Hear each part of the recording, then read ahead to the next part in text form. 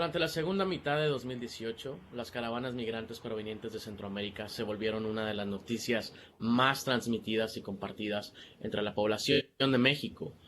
Esta situación visibilizó, como pocas veces antes, el fenómeno de la migración y de todas las personas alrededor de ella. De manera esperada, las reacciones de todos los sectores de la sociedad no se hicieron esperar, desde consignas de denuncia por ciertos sectores hasta muestras de apoyo y concientización hacia las personas migrantes. Mi nombre es Carlos y hoy, en Diálogos desde la Frontera, tenemos a una invitada que nos podrá contar sobre este fenómeno. La doctora María Inés Barrios es doctora en migración por parte del Colegio de la Frontera Norte y es además la coordinadora de la especialidad y maestría en estudios de migración internacional en este mismo centro. Doctora Barrios, muchas gracias por acompañarnos. Muchas gracias, Carlos, por la invitación y el espacio. A usted. Bueno, vamos a comenzar con un breve recuento. ¿Por qué no nos cuenta qué fue lo que pasó en septiembre y octubre de 2018 y por qué hasta entonces se visibilizaron, por lo menos de la forma en la que lo hicieron, las caravanas migrantes en las ciudades fronterizas?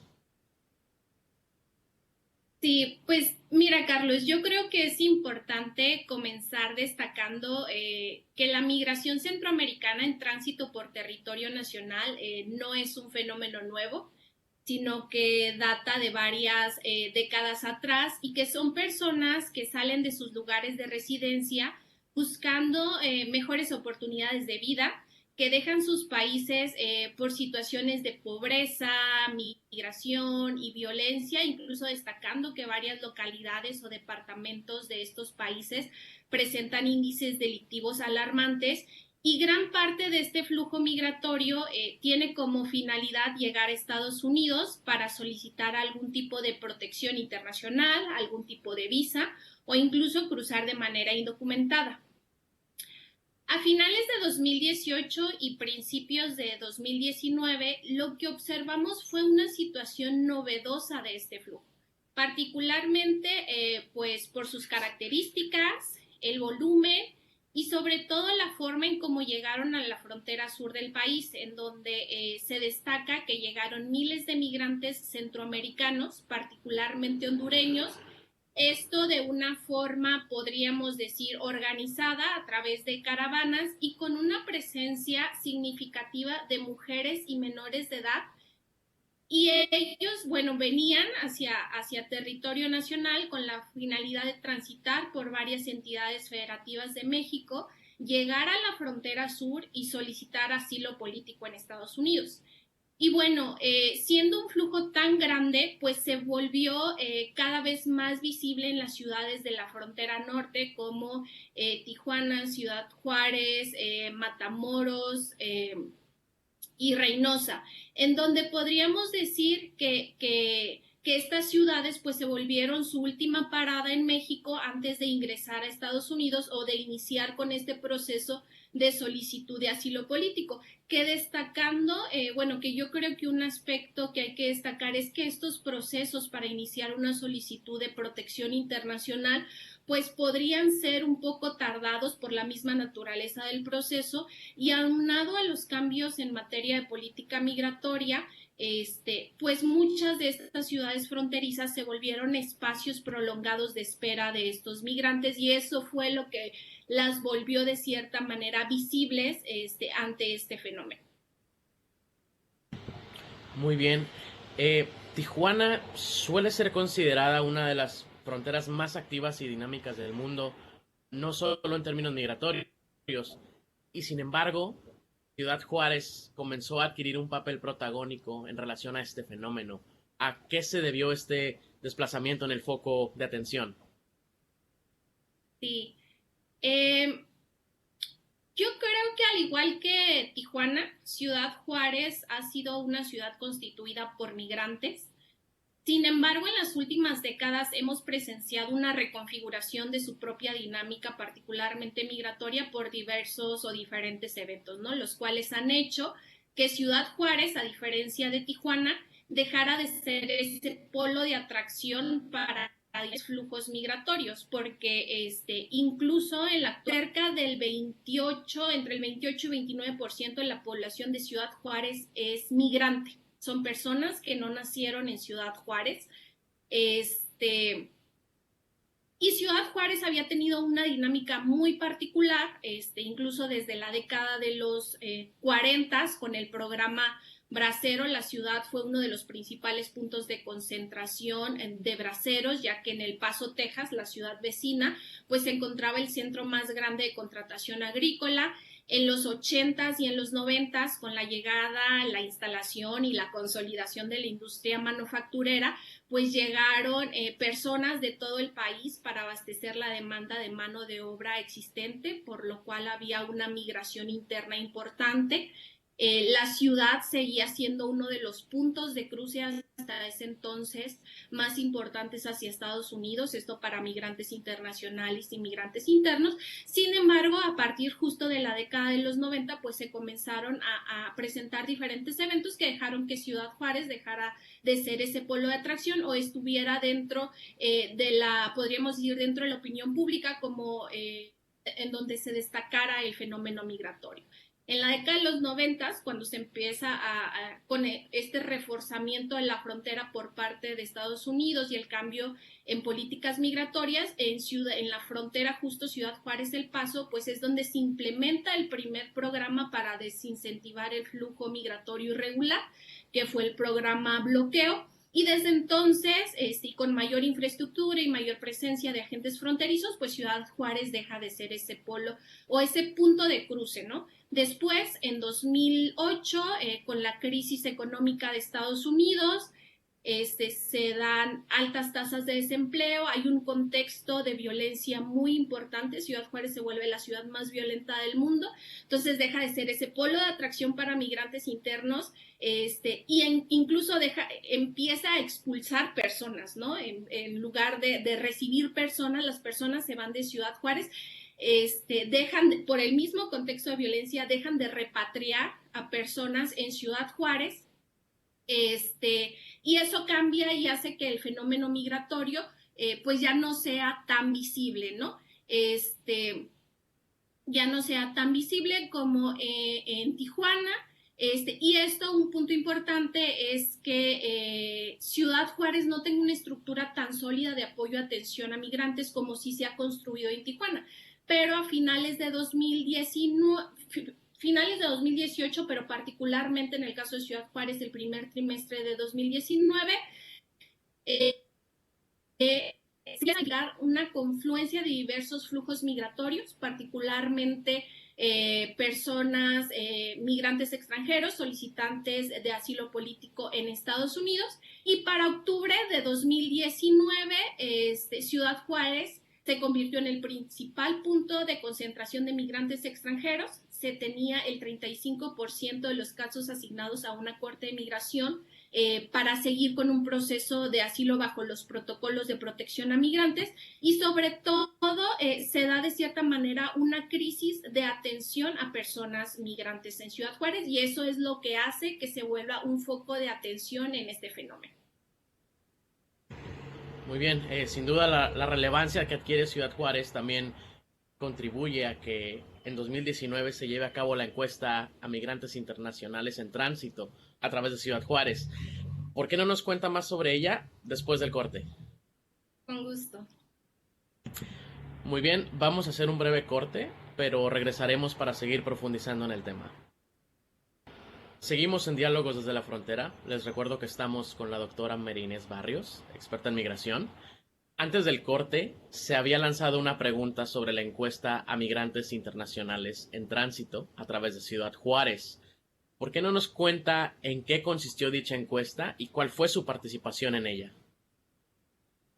Claro que sí, Carlos. Mira, pues esta encuesta que mencionas fue un trabajo de colaboración que se hizo bajo el marco del Grupo Interdisciplinario en Temas Migratorios, que es un grupo de 10 académicos de diferentes instituciones educativas de la ciudad: la Universidad Autónoma de Ciudad Juárez, la Universidad Autónoma de Chihuahua, el Colegio de Chihuahua y por supuesto el Colegio de la Frontera Norte. Entonces, como personas interesadas en el tema y sobre todo identificando que había una necesidad de conocer quiénes son estas personas que están llegando a Ciudad Juárez, por qué motivos están saliendo de sus lugares de origen y sobre todo lo que mencionas, cuáles son las expectativas que tienen, ¿no? Es como tomamos la decisión de generar un estudio de varias encuestas para ver características, condiciones y expectativas de diferentes flujos, pero uno de ellos fue justo hacia migrantes internacionales. Y bueno, este estudio fue un estudio de corte transversal. Lo que nosotros buscábamos en octubre de 2019 era tener una fotografía de quién eran estas personas, qué es lo que estaba pasando, y justo considerando que en este mes era donde se estimó que el mayor flujo de personas migrantes en la frontera norte se situaba. Entonces se realizó este estudio, como te digo, fue un estudio de corte transversal y se hizo el levantamiento en diferentes puntos.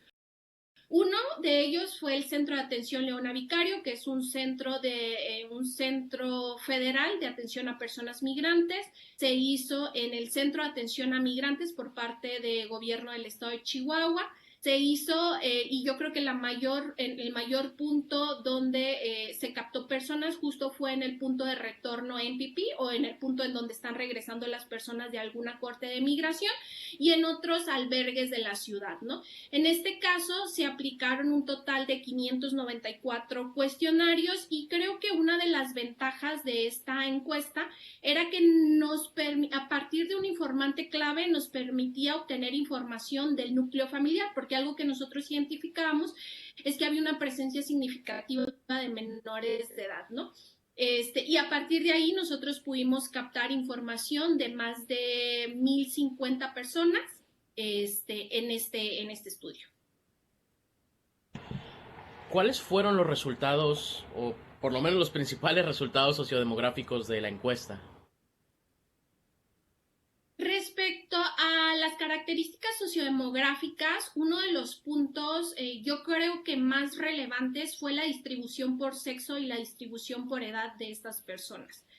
Al inicio yo lo mencionaba que creo que una de las novedades justo de esta presencia de flujos de migrantes en México a partir o a través de caravanas era la presencia de mujeres y de menores migrantes. En este caso era relevante mencionar esto porque décadas atrás, en estudios que se han realizado sobre flujos migratorios en tránsito por México, siempre dentro del flujo no hay una presencia significativa de mujeres ni de menores. Regularmente cuando son migrantes centroamericanos, la mayoría son hombres en edades laborales. Y esto se debe a que las estrategias de tránsito para mujeres son muy diferentes. En cambio, ahora con las caravanas sí vemos una presencia significativa de migrantes y particularmente en el estudio que hicimos de Ciudad Juárez, se identificó que el 47% de las personas captadas a través de esta encuesta eran mujeres.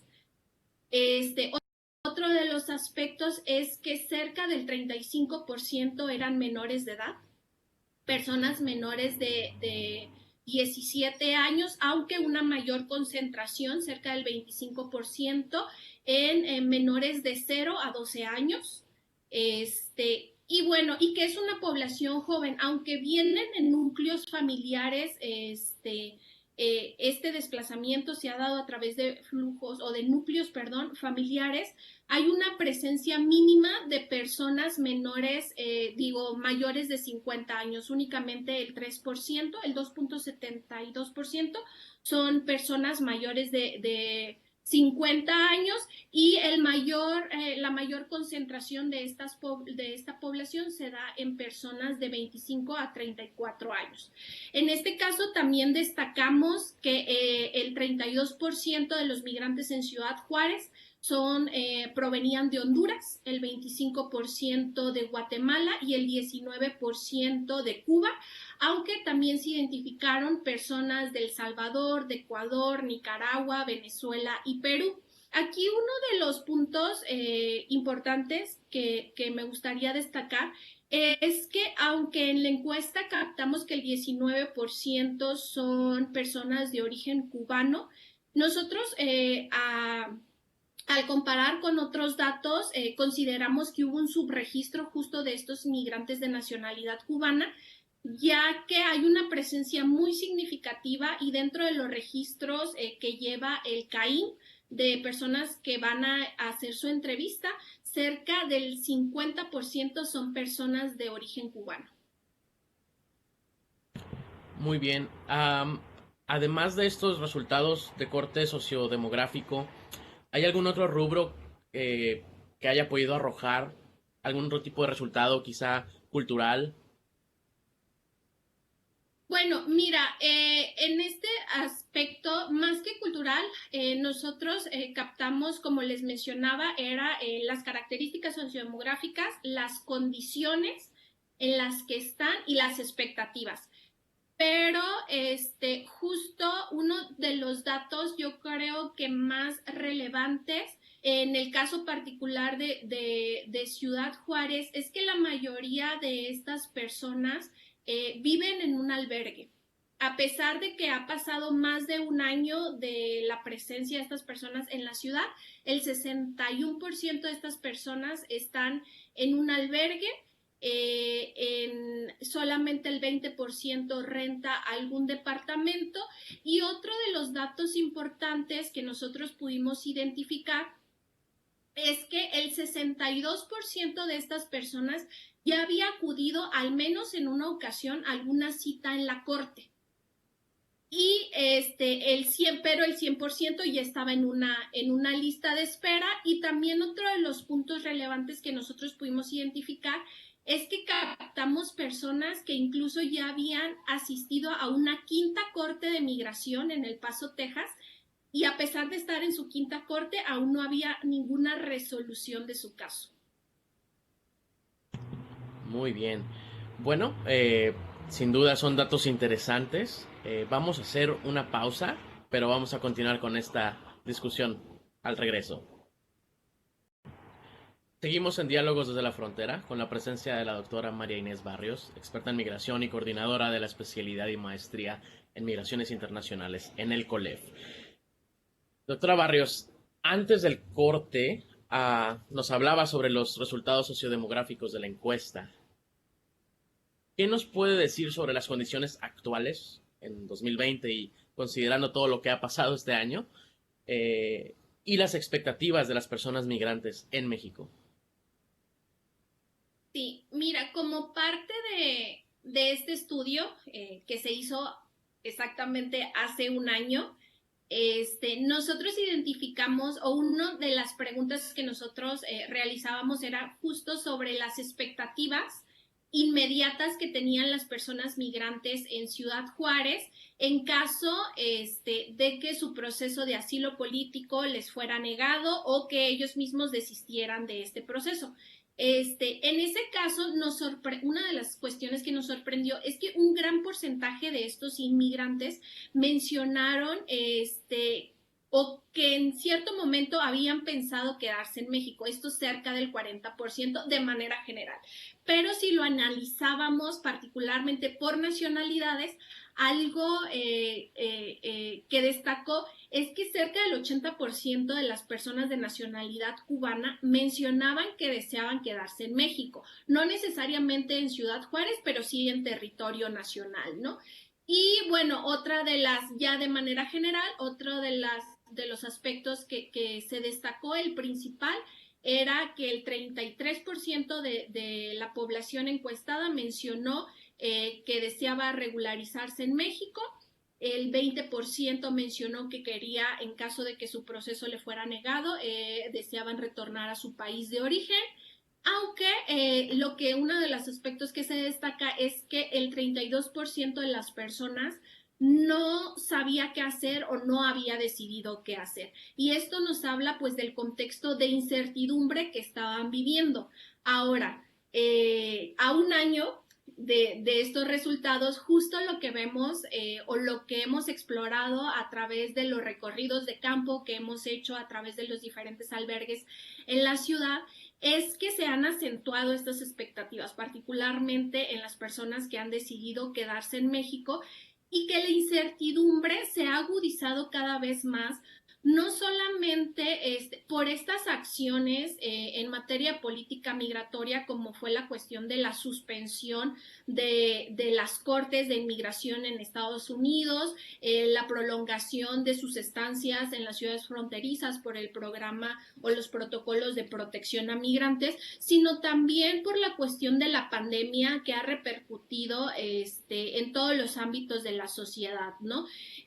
Yo creo que esta cuestión o este contexto particularmente ha generado mucha incertidumbre en las personas, más allá de saber qué es lo que vamos a hacer, y que creo que ha sido un reto para el estudio de las personas en situación de movilidad, porque estas acciones por parte de Estados Unidos, como fue la implementación de estos protocolos y ahora con la pandemia, pues hemos identificado que estas personas se posicionan en un contexto de inmovilidad, ¿no? Que estas ciudades se han vuelto no solamente espacios de espera prolongados, sino lugares también incluso de atrapamiento, ¿no? Y no solo de un atrapamiento dentro de la misma ciudad, que no permiten una movilidad, sino que incluso un contexto de inmovilidad dentro de los mismos espacios de atención, ¿no? Que por medidas,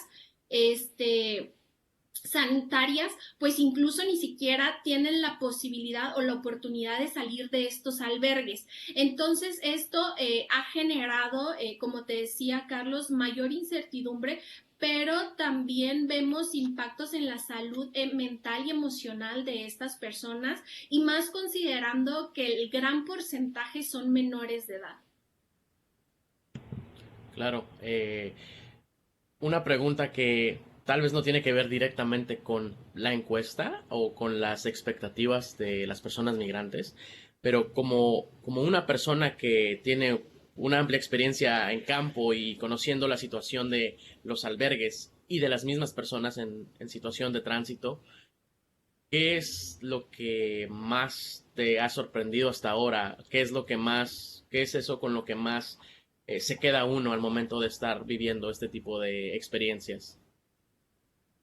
Sí, bueno, yo creo que uno de los puntos a destacar dentro de estos procesos que han sido muy cambiantes en un lapso muy corto, o sea, en un año la dinámica de Ciudad Juárez se ha reconfigurado totalmente, se han identificado estos retos de atención, pero también hemos visto como sociedad civil, el sector privado y público han llevado a cabo medidas de atención emergentes, ¿no? Para de cierta manera solucionar y dar apoyo a estas personas, pero creo que algo que no, que se ha venido a acentuar a partir de estos contextos de inmovilidad es la decisión que están tomando estas personas de quedarse en Ciudad Juárez, y que yo creo que ha sido el mayor reto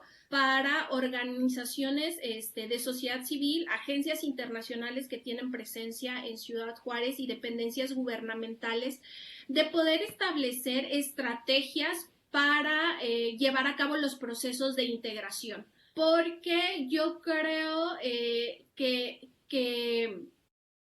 el hecho de que estas personas se encuentren en un contexto de inmovilidad, pues hace que sus expectativas migratorias cambien, ¿no? Decir, bueno, ya no voy a cruzar a Estados Unidos, voy a desistir de mi proceso de asilo político y ahora me quiero quedar en Ciudad Juárez. Entonces, a partir de estas expectativas que tienen las personas, pues las demandas son diferentes y las acciones que otorgan o sí, las acciones desarrolladas particularmente por sociedad civil, pues también tienen que ser diferentes. Ya no solamente se trata de tener un espacio que garantice dónde puedan dormir estas personas, garantizarles alimentos, llamadas telefónicas, sino que ahora el reto es buscar estrategias para los procesos de integración de estas personas, ¿no? Desde cómo se integran laboralmente, residencialmente, en términos educativos, siendo la mayor proporción de población menores de edad. Yo creo que eso es algo que se está destacando y que va a ser un reto para las dependencias, tanto de sociedad civil, gubernamentales, pero también para la academia, ¿no? Cómo abordamos y cómo exploramos estos nuevos procesos a partir del cambio de expectativas de esta población que ahora se encuentra en un contexto de inmovilidad. Claro, suena muy interesante y desafortunadamente el tiempo se nos ha terminado. Desde luego que nos encantaría volverla a tener en el programa para seguir explorando todos estos rubros que pues van a seguir dando de qué hablar, sobre todo conforme se alarga la situación de pandemia. Muchas gracias por su presencia, doctora Barrios. Gracias a ti por el espacio. No, invitada siempre que se pueda. Y bueno, gracias también a quienes nos estuvieron viendo desde casa. No olviden seguirnos en nuestras redes sociales para más información. Esto fue Diálogos desde la Frontera y nos vemos en la próxima emisión.